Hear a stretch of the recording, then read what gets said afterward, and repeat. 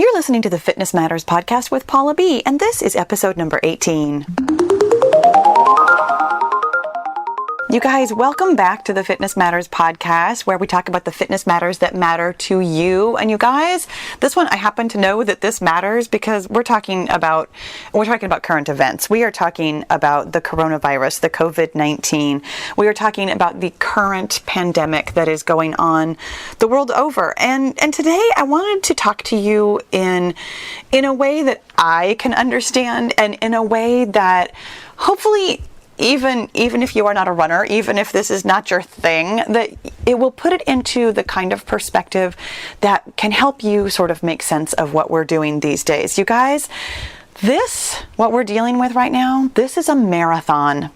And I have run a few marathons, which is why I was so excited to kind of put it into this sort of just a metaphor, just this sort of like a thinking framework. The fact is, I've been doing fitness and running for so long that it's kind of how I relate to the world.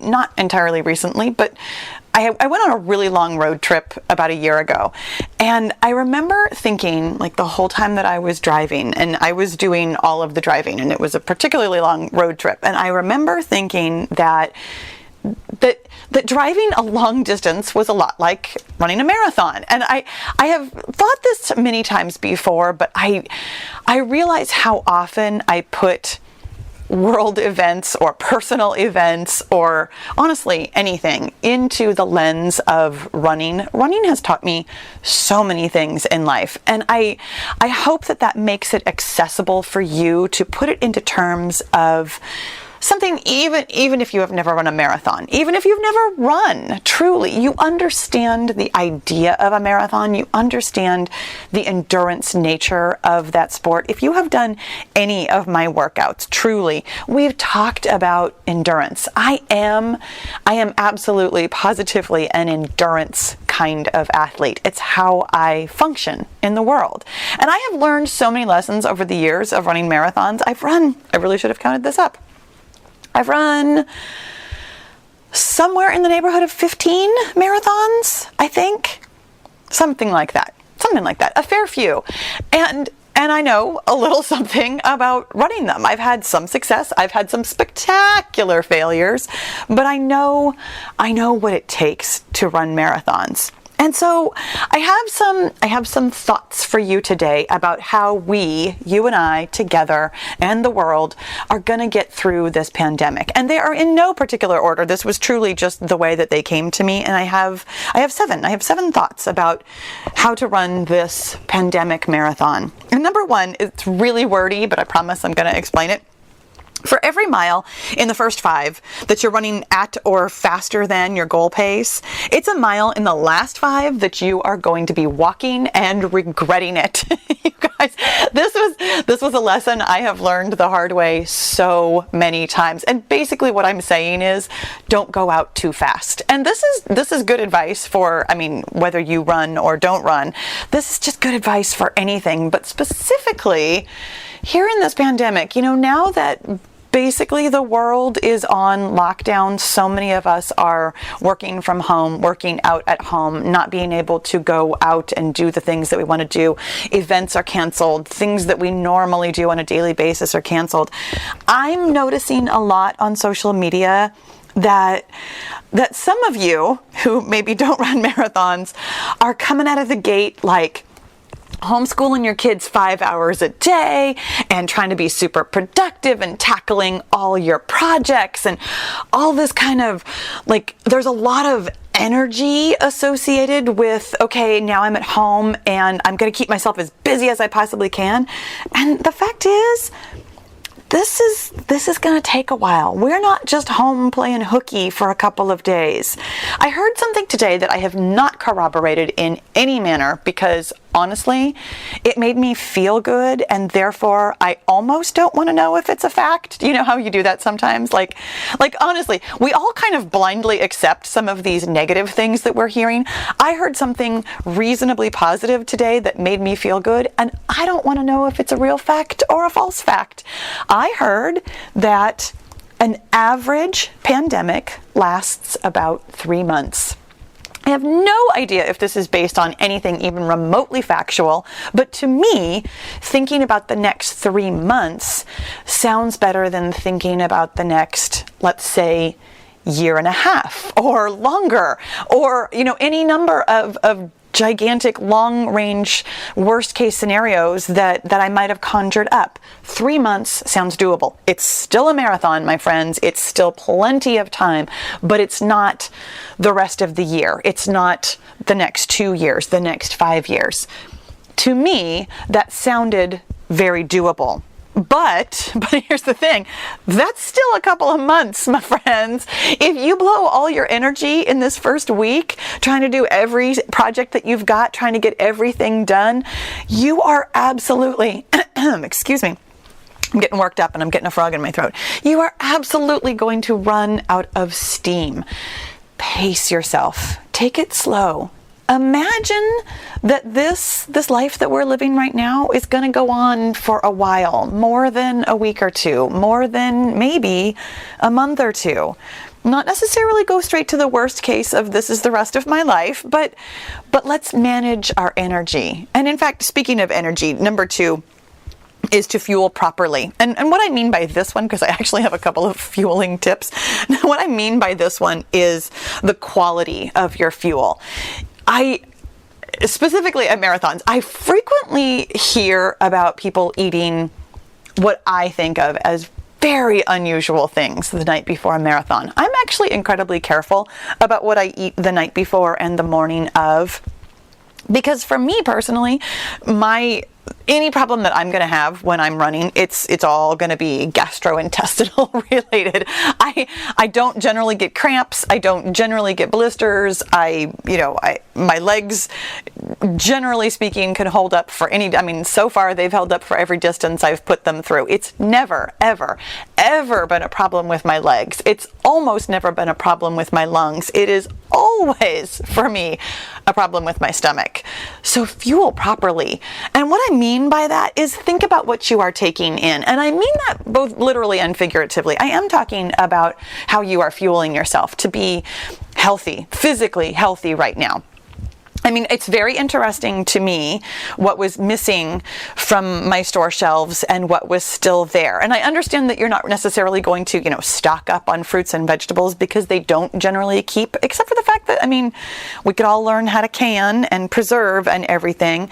But I found it very interesting that the foods that were gone, some of them were pretty healthy, but not all of them were like the healthiest things. And I thought that was kind of interesting because for me, knowing that I am going to be in a place where I am confined, for me, that means that I want to be taking care of myself as best I can, both physically and mentally.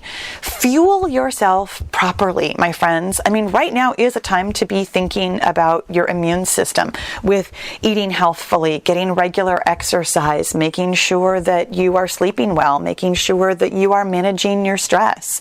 But for this particular tip, I really mean watch everything that you're taking in.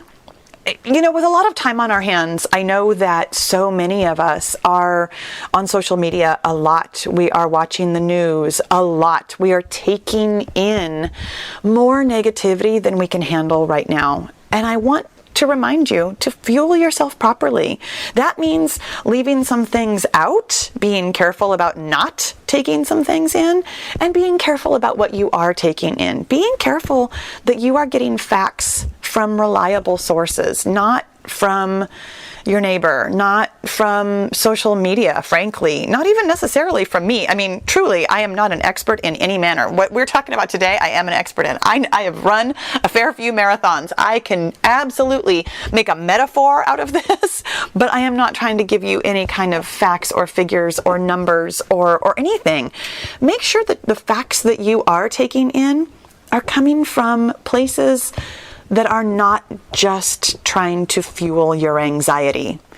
Fueling properly means being careful about everything that you take in. Number 3, my friends, trust your training. And I know that some of you are like, I didn't train for this. It's like you have found yourself at mile 3 of a marathon and you'd never run a day before in your life. I will tell you, I have actually almost done that. I have run several marathons on really, truly insufficient training.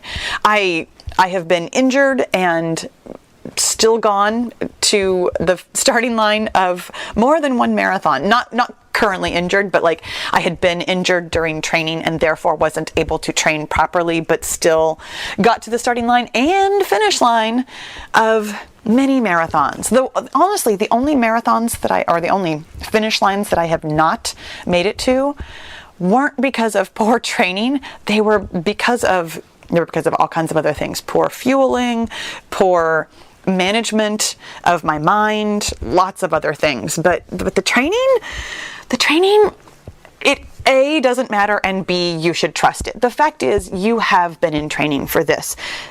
I mean this nicely, but bad things have happened to you before, and bad things are going to happen to you again in the future. We have all dealt with, if not this specific situation, we have dealt with bad things, scary things, uncertainty.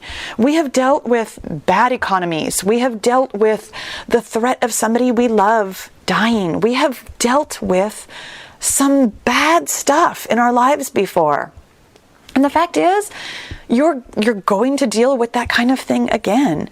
Nothing in this life is certain, and this, if doesn't feel like maybe your best marathon ever right now, maybe this is still training for the rest of your life. But right now, trust the training that you've already put in. The things that you have already done in your life have led you to a place where you can get through this. You have the mental capacity to manage this. You have the physical capacity to manage this situation. You have put in the training necessary. Maybe it wasn't great. Maybe you don't feel super confident in it, but you have been training for this moment for your whole life. And just trusting in that, trusting in yourself that you can get through this in one way or another, it really goes a long way towards feeling positive and hopeful about the outcome. And really, at this point, feeling positive and hopeful about the outcome is one of the best things that you can do. Number 4, in fact, we're going to talk about that a little bit later, but number 4, fuel early, fuel often. I told you there was a couple of fueling things because truly, again, so much of my experience of running marathons is about poor fueling. The reason I tell myself during any kind of a long run to fuel early and fuel often is because I frequently get very, very worked up before a race. It has taken me, I've been running for 15 years now. It has taken me 15 years to really manage my mind. Actually, I have not been running for 15 years. I've been running for 14 years plus a few months.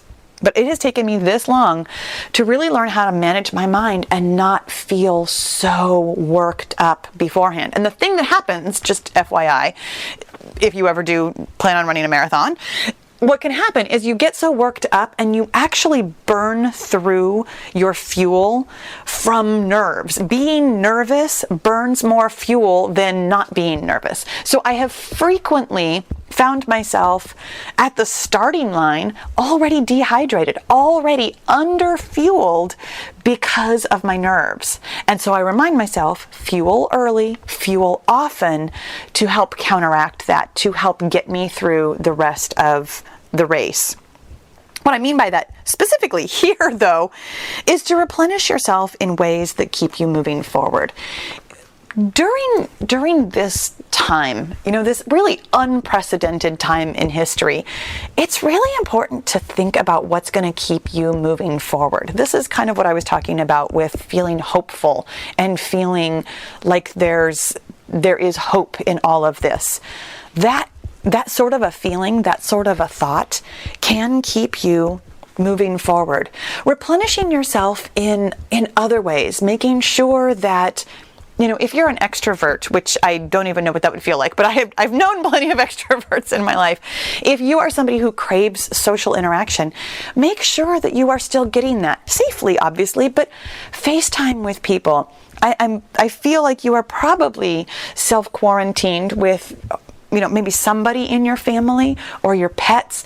Make sure that you are getting interaction in ways that feels good to you. For me personally, as a total introvert, having people in my home all day means that I actually have to fuel myself by spending time alone.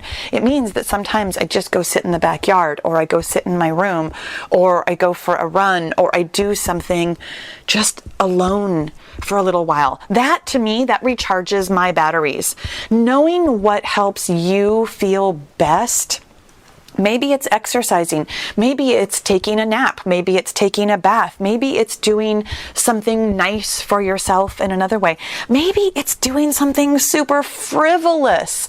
Whatever it is, let yourself do that so that you can feel your best. Fueling yourself means that you have to know yourself. You have to know what feels good and what's going to keep you moving forward positively.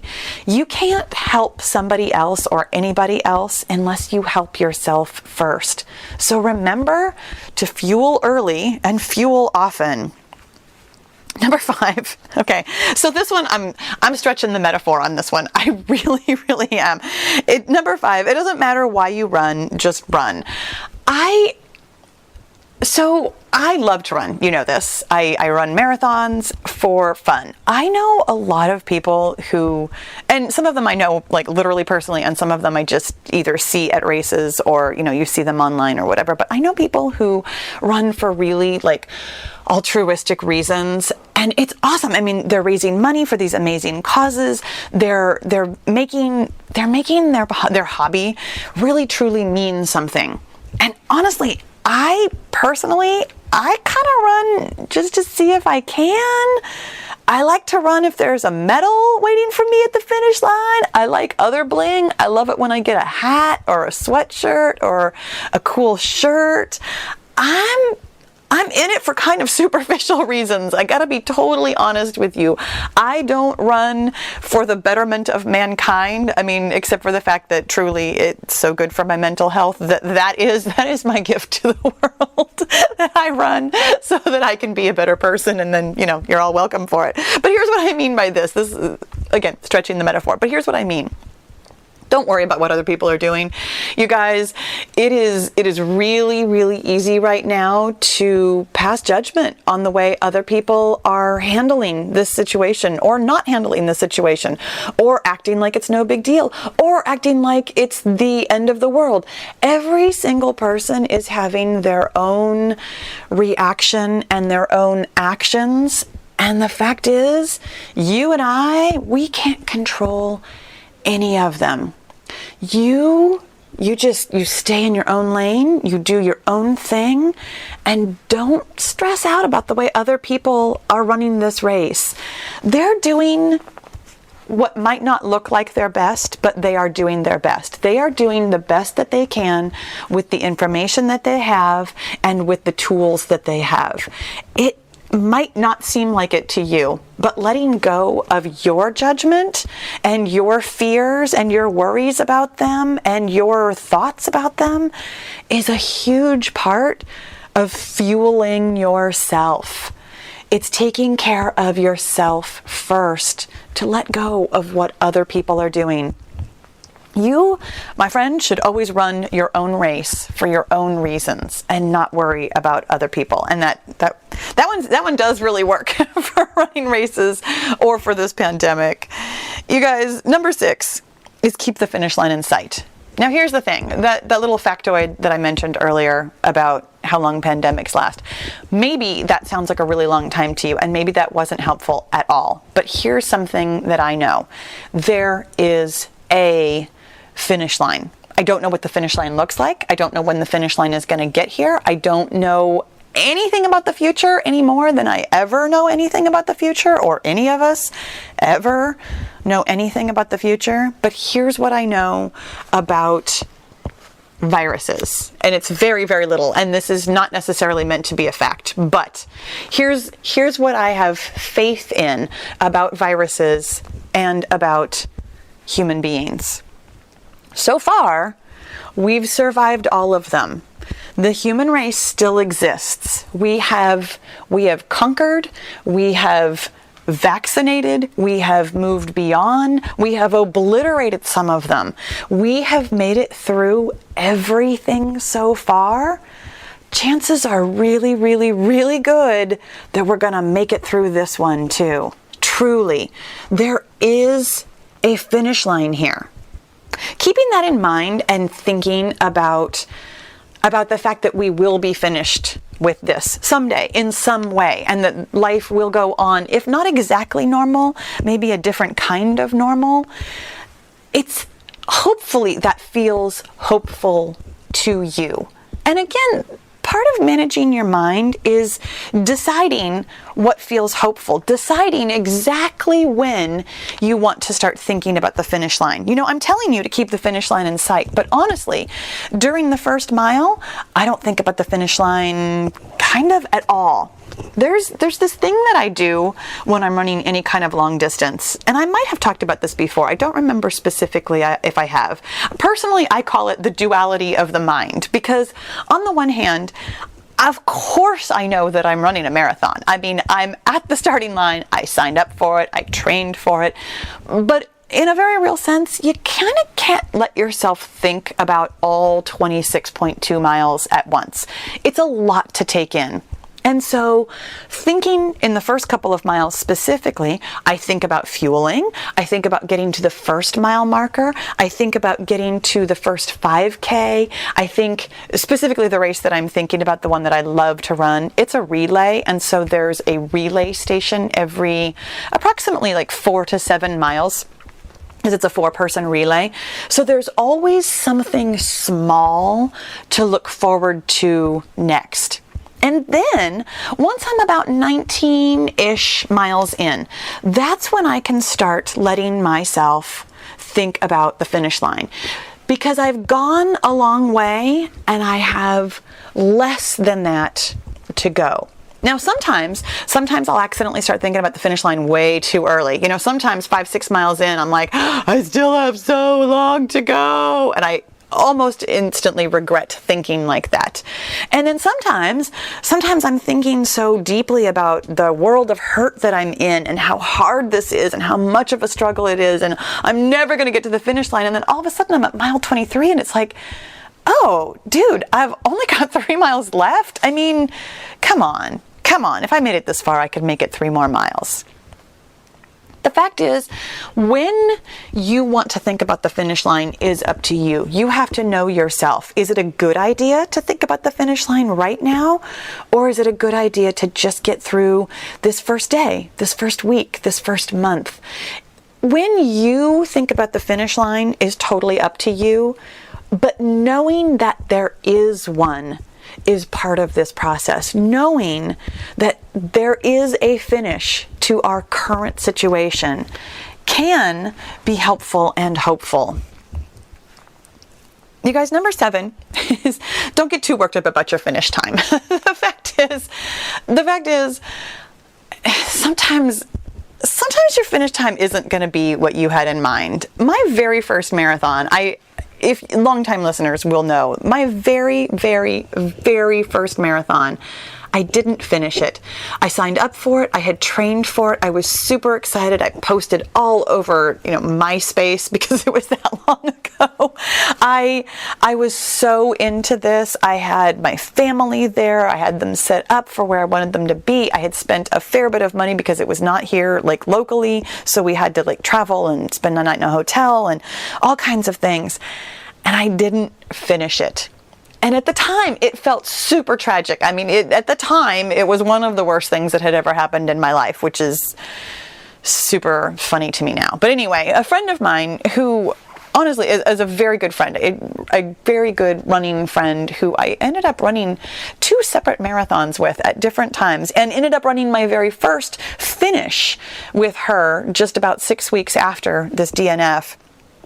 I was, it was maybe the day after I didn't finish, or a couple days after, and I was just feeling so tragic and so sorry for myself, and just in this world of self-pity. And my friend, who, at the time had already run several and was a very accomplished triathlete and, just a really amazing athlete, she was so blasé about it. She was like, well, you know what, Paula, sometimes it's not your day.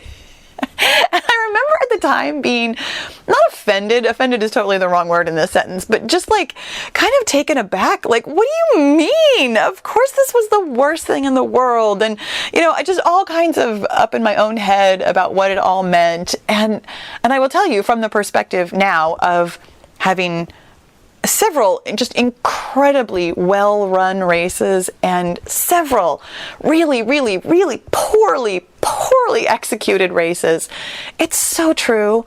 Sometimes it's not your day. And here's the thing, my friends, maybe this isn't your pandemic. Maybe you think of yourself as like this super strong person who can handle anything, and you are finding yourself just crumbling like a cookie right now.